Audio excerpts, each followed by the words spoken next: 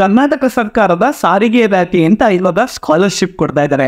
ಯಾರಿಗೆ ಸ್ಕಾಲರ್ಶಿಪ್, ಹೇಗೆ ನೀವು ಅಪ್ಲೈ ಮಾಡೋದು?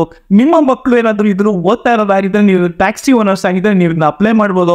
ಕಂಪ್ಲೀಟ್ ಡೀಟೇಲ್ಸ್ ವಿಡಿಯೋ ಇರುತ್ತೆ. ಬನ್ನಿ ವಿಡಿಯೋನ ಶುರು ಮಾಡೋಣ. ವಿಡಿಯೋ ಶುರು ಮಾಡೋಕ್ಕಿಂತ ಮುಂಚೆ ಚಾನಲ್ಗೆ ಸಬ್ಸ್ಕ್ರೈಬ್ ಮಾಡ್ಕೊಳ್ಳಿ. ಸಬ್ಸ್ಕ್ರೈಬ್ ಮಾಡ್ಕೊಂಡು ಬೆಲ್ ಐಕನ್ ಒತ್ತಿ. ನನ್ನ ಚಾನಲ್ ಪ್ರತಿಯೊಂದು ಮಾಹಿತಿ ನಿಮಗೆ ವಿಡಿಯೋ ಆಗಿ ಸಿಗುತ್ತೆ. ಈ ಸ್ಕಾಲರ್ಶಿಪ್ ಯಾರು ಓದ್ತಿದ್ದಾರೆ ಅಂತ ಮಕ್ಕಳಿಗೆ ಮಾತ್ರ ಸಿಗುತ್ತೆ. ಮುಗಿಸಿರೋರ್ಗೆ, ಯಾರು ಡಿಗ್ರಿ ಕಂಪ್ಲೀಟ್ ಮಾಡೋರ್ಗೆ ಅವ್ರಿಗೆ ಸಿಗಲ್ಲ. ಯಾರು ಇನ್ನು ಓದ್ತಾ ಇದ್ದಾರೆ PhD ವರ್ಗೂ ಸ್ಕಾಲರ್ಶಿಪ್ ನ ಕೊಡ್ತಾ ಇದ್ದಾರೆ. ಏನೇ ಸ್ಕಾಲರ್ಶಿಪ್, ಹೇಗೆ ಅಪ್ಲೈ ಮಾಡೋದು ಎಲ್ಲ ವಿಡಿಯೋದಲ್ಲಿ ತಿಳಿಸ್ಕೊಡ್ತೀನಿ. ಯಾರ್ಯಾರು ಎಲ್ಲೋ ಬೋರ್ಡ್ ಟ್ಯಾಕ್ಸಿ ಡ್ರೈವರ್ ಇರ್ತಾರಲ್ಲ ಅವರ ಮಕ್ಕಳಿಗೆ ಈ ಸ್ಕಾಲರ್ಶಿಪ್ ನ ಕೊಡ್ತಾ ಇದ್ದಾರೆ. ಎಲ್ಲೋ ಡ್ರೈವರ್ ಅಂದ್ರೆ ಖಾಲಿ ಟ್ಯಾಕ್ಸಿ ಡ್ರೈವರ್ಸ್ಗಳನ್ನ, ಯಾವುದೇ ಎಲ್ಲೋ ಬೋರ್ಡ್ ಇರ್ಬೋದು, ಟ್ಯಾಕ್ಸಿ ಅಥವಾ ಆಟೋ ಇಬ್ಬರಿಗೂ ಕೂಡ ಈ ಸಬ್ಸಿಡಿ ತಲುಪುತ್ತೆ. SSLC ಅಥವಾ ಪ್ಯಾರಾಮೆಡಿಕಲ್ ಅಥವಾ B.Pharma ಅಥವಾ ನರ್ಸಿಂಗ್ ಓದ್ತಿರ್ತಾರಲ್ಲ ಅಂತ ಹುಡುಗರಿಗೆ 7,500 ರೂಪಾಯಿ ಕೊಡ್ತಾ ಇದ್ದಾರೆ. ಅದೇ ಹುಡುಗಿರಿಗಾದ್ರೆ 500 ರೂಪಾಯಿ ಜಾಸ್ತಿ, 8,000 ರೂಪಾಯಿ ಸ್ಕಾಲರ್ಶಿಪ್ ಕೊಡ್ತಾ ಇದ್ದಾರೆ. PUC, ITI, ಡಿಪ್ಲೊಮಾ ಓದ್ತಿರೋ ಈ ಎಲ್ಲೋ ಬೋರ್ಡ್ ಟ್ಯಾಕ್ಸಿ ಅಥವಾ ಆಟೋ ಅವರ ಮಕ್ಕಳಿಗೆ ಹುಡುಗರಾಗಿದ್ರೆ 2,500 ರೂಪಾಯಿ ಕೊಡ್ತಾರೆ, ಹುಡುಗಿಯರಾಗಿದ್ರೆ 3,000 ರೂಪಾಯಿ ಕೊಡ್ತಾರೆ. BSc, BA, BCom ಈ ಪದವಿ ಓದ್ತಾ ಇರ್ತಾರಲ್ಲ ಅಂತ ಹುಡುಗರಿಗೆ 5,000 ಕೊಟ್ಟರೆ, ಅದೇ ಹುಡುಗಿರಿಗೆ ಸ್ಕಾಲರ್ಶಿಪ್ ಆಗಿ 5,500 ರೂಪಾಯಿ ಕೊಡ್ತಾರೆ. MBBS, BE, B.Tech ಹಾಗೂ ಸ್ನಾತಕೋತ್ತರ ಪದವಿ PhD ಓದ್ತಿರೋ ಮಕ್ಕಳಿಗೆ ಸ್ವಲ್ಪ ಜಾಸ್ತಿ ಸ್ಕಾಲರ್ಶಿಪ್ ಸಿಗುತ್ತೆ. ಹುಡುಗರಾಗಿದ್ರೆ 10,000 ಸ್ಕಾಲರ್ಶಿಪ್ ಸಿಗುತ್ತೆ, ಹುಡುಗಿರಾಗಿದ್ರೆ 11,000 ರೂಪಾಯಿ ಸ್ಕಾಲರ್ಶಿಪ್ ಕೊಡ್ತಾ ಇದ್ದಾರೆ.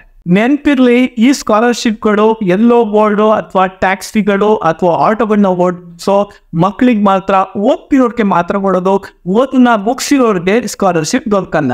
ಯಾವ್ಯಾವ ದಾಖಲೆಗಳು ಬೇಕು ಅಂದ್ರೆ, ಪೋಷಕರು ಏನಿರ್ತಾರೆ, ಯಾರು ಡ್ರೈವರ್ ಇರ್ತಾರಲ್ಲ ಅವ್ರ DL, ಆಧಾರ್ ಕಾರ್ಡ್, ಈಗ ಮಕ್ಕಳದು ಆಧಾರ್ ಕಾರ್ಡು, ಯಾರು ಓದ್ತಿದ್ದಾರೆ ಅವ್ರದ್ದು, ಮತ್ತೆ ತಂದೆ ಅಥವಾ ತಾಯಿ ಯಾವ ಡ್ರೈವರ್ ಆಗಿರ್ತಾರೆ ಅವ್ರದ್ದು ಆಧಾರ್ ಕಾರ್ಡ್ ಕೂಡ ಬೇಕು.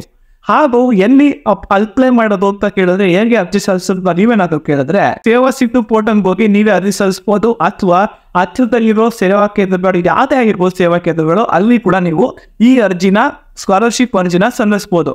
ಯಾವ್ಯಾವುದು ಈ ಸೇವಾ ಕೇಂದ್ರಗಳು ಅಂತ ಕೇಳಿದ್ರೆ, ಗ್ರಾಮ 1, ಕರ್ನಾಟಕ 1, ಬ್ಯಾಂಗ್ಳೂರ್ 1 ಹಾಗೂ ಯಾವುದೇ ಖಾಸಗಿ ಸೇವಾ ಸೆಂಟರ್ಗಳಿಗೆ ಹೋಗಿ ನೀವು ಅಪ್ಲೈ ಮಾಡ್ಬೋದು. ಹಾಗೆ CSC ಸೆಂಟರ್ಗಳು ಇರ್ತಾವೆ, ಅಲ್ಲೂ ಕೂಡ ನೀವು ಅಪ್ಲೈ ಮಾಡ್ಬೋದು. ಯಾವುದೇ ರೀತಿ ಲಾಸ್ಟ್ ಡೇಟ್ನ ಅವ್ರು ಇನ್ನೂ ಮೆನ್ಷನ್ ಮಾಡಿಲ್ಲ. ಲಾಸ್ಟ್ ಡೇಟು ಸರಿ ಬರ್ಬೋದು.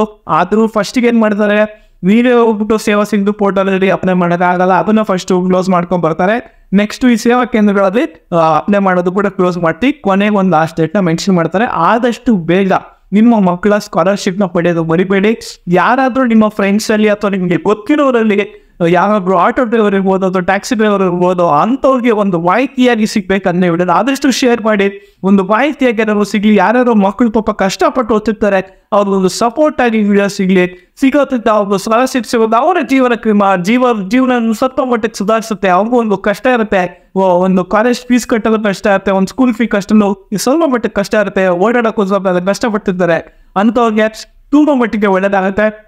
ಹಾಗೂ ನನ್ನ ಚಾನಲ್ನಲ್ಲಿ ಹಲವಾರು ವಿಡಿಯೋಗಳಿದೆ. ಹೇಗೆ ನೀವು ಮನೆಗಳನ್ನ ತಗೊಳ್ಳೋದು, ಹೇಗೆ ಗೌರ್ಮೆಂಟ್ ಸಬ್ಸಿಡಿಗಳನ್ನ ಪಡೆಯೋದು, ಹೇಗೆ ನೀವು ಯೋಜನೆಗಳನ್ನ ಹೇಗೆ ಅರ್ಜಿ ಸಲ್ಲಿಸೋದು, ಎಲ್ಲ ಮಾಹಿತಿ ನನ್ನ ಅಕೌಂಟಲ್ಲಿ ಇರುತ್ತೆ. ದಯಮಾಡಿ ನನ್ನ ಅಕೌಂಟ್ ಕೂಡ ಒಂದ್ಸಲ ಚೆಕ್ ಮಾಡಿ. ಚಾನಲ್ ಸಬ್ಸ್ಕ್ರೈಬ್ ಮಾಡ್ಕೊಳ್ಳಿ, ಬೆಲ್ ಐಕಾನ್ ಕೂಡ ಪ್ರೆಸ್ ಮಾಡಿದ್ರೆ ನನಗೆ ಒಂದು ಮೋಟಿವೇಶನ್ ಆಗಿ ಸಿಗುತ್ತೆ ನೆಕ್ಸ್ಟ್ ವಿಡಿಯೋಗಳನ್ನ ಮಾಡೋದು.